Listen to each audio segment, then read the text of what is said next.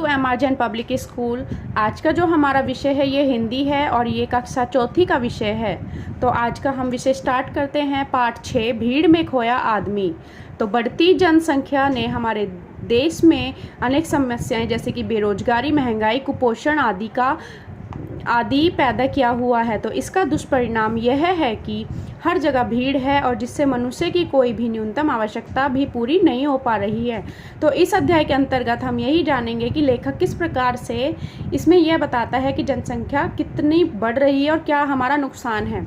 तो मेरे एक अभिन्न मित्र हैं श्यामलाकांत वर्मा, सीधे साधे, परिश्रमी, ईमानदारी, किंतु निजी जिंदगी में वे लापरवाह और उम्र में मुझसे छोटे हैं, पर हम अपने घर में बच्चों की फौज खड़ी कर रखी है। पिछली गर्मियों में मुझे उनकी लड़की के विवाह में सम्मिलित होने के लिए जाना था। जब मैं स्टेशन पर पहुंचा तो वहां एक लंबी कतार लगी थी। घंटों प्रतीक्षा के बाद मेरी बारी आई तो पता चला कि गाड़ी में स्थान खाली नहीं है। जाना आवश्यक था, इसलिए मुझे बिना आरक्षण के ही निकलना पड़ा। जब गाड़ी आई तो क्या देखता हूँ कि उसके अंदर तिल रखने को भी जगह नहीं है और प्लेटफॉर्म पर चढ़ने वालों की भीड़ जबरदस्त धक्कम धक्का करने में लगी है। मेरे पास सामान बहुत कम था, फिर भी कुली की सहायता लेनी पड़ी। यदि उसने मुझे भीतर न धकेला होता तो गाड़ी छूट जाती।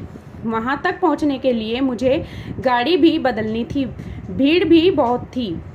किसी तरह बाहर कूदा तो क्या देखता हूँ कि पूरी ट्रेन की छत यात्रियों से भरी हुई थी और मैंने सोचा अपने प्राणों को भीषण संकट में डालकर ट्रेन की छत पर यात्रा करने के लिए लोग क्यों मजबूर हैं और इन लोगों को रेल के नियम और व्यवस्था और अनुशासन का ध्यान क्यों नहीं है।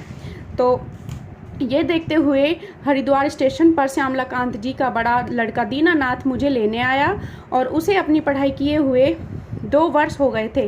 तभी से नौकरी की तलाश में भटक रहा और मैंने पूछा, अब तो जगह जगह रोजगार कार्यालय खुल गए हैं, उनकी सहायता क्यों नहीं लेते।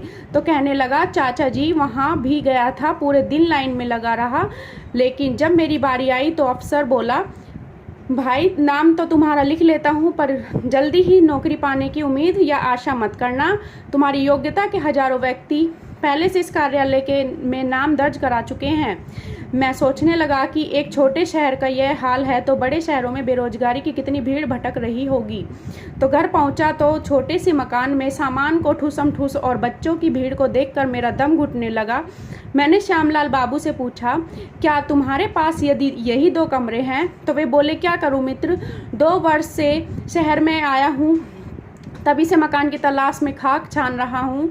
शहर के चक्कर काट काट कर जूते घिस गए हैं और तभी से मकान की तलाश में खाक छान रहा हूँ और निराश होकर जब थक गया तब जाकर साल भर बाद मकान में के नाम पर सिर छिपाने के लिए गली के अंदर यह छत मिली है। शहर पहले की तुलना में कई गुना फैल चुका है। दूर दूर तक कई की कॉलोनियाँ बन गई हैं, फिर भी मेरी तरह न जाने कितने लोग मकानों के लिए दर दर भटक रहे हैं। हमारे देश में बढ़ती हुई आबादी का ही यह दुष्परिणाम है। जनसंख्या बढ़ रही है, मकान और खादान घट रहे हैं। उसी समय श्यामला जी की पत्नी जलपान लेकर आई और उनके पीछे उनकी 3 छोटी लड़कियां और पल्ला पकड़े हुए 2 छोटे लड़के आए। मैं उनका दुर्बल काया और पीले चेहरा देखकर स्तब्ध रह गया। मैंने पूछा, कब से अस्वस्थ हो, डॉक्टर को क्यों नहीं दिखाया और इलाज क्यों नहीं करा रहे? तो क्या वे फीकी हंसी दिखा रही हैं और बोली, भाई साहब इतने बड़े परिवार में हर रोज कोई ना कोई बीमार रहता ही है। डॉक्टर को दिखाना अस्पताल में आजकल रोगों में जैसे कि उनके संबंधी मधुमक्खी के छत्ते की तरह डॉक्टर को घेरे रहते हैं। तो वह अभी अच्छी तरह किस को, आजकल तो ऐसा है नहीं कि मानो पूरा शहर ही अस्पताल में उमड़ आया है।